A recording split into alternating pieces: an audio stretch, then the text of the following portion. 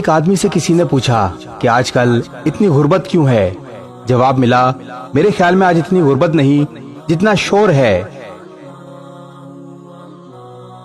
आजकल हम जिसको गुर्बत बोलते हैं वो दरअसल ख्वाहिशात ना पूरा होने को बोलते हैं।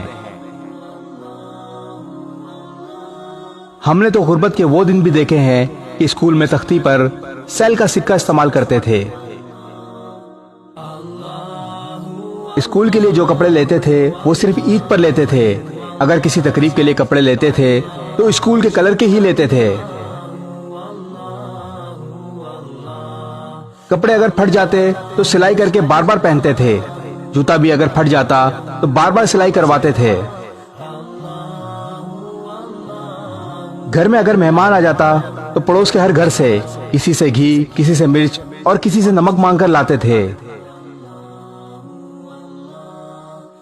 आज तो माशाल्लाह हर घर में एक एक माह का सामान पड़ा होता है। मेहमान तो क्या, पूरी बारात का सामान मौजूद होता है।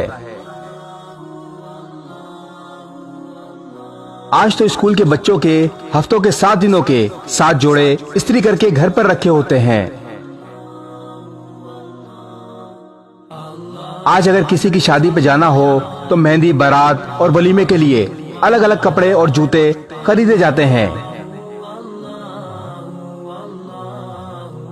हमारे दौर में एक चलता फिरता इंसान जिसका लिबास 300 तक और बूट 200 का होता था और जेब खाली होती थी। आज का चलता फिरता नौजवान जो गुर्बत का रोना रोता है।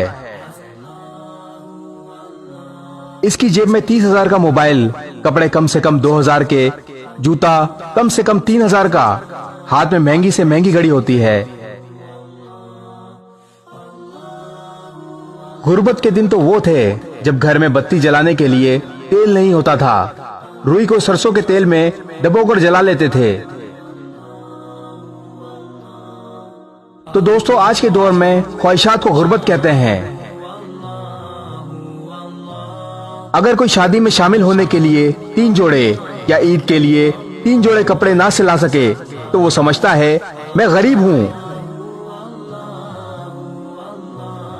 ये गुर्बत नहीं दोस्तों, गुर्बत देखनी है तो कच्ची आबादियों में जाकर देखो। आज ख्वाहिशात का पूरा ना होने का नाम गुर्बत है। गुर्बत के हवाले से अपनी राय का इजहार कमेंट में जरूर करें। इस वीडियो को शेयर जरूर करें। हो सकता है आपके एक शेयर से ये बात किसी के दिल में उतर जाए।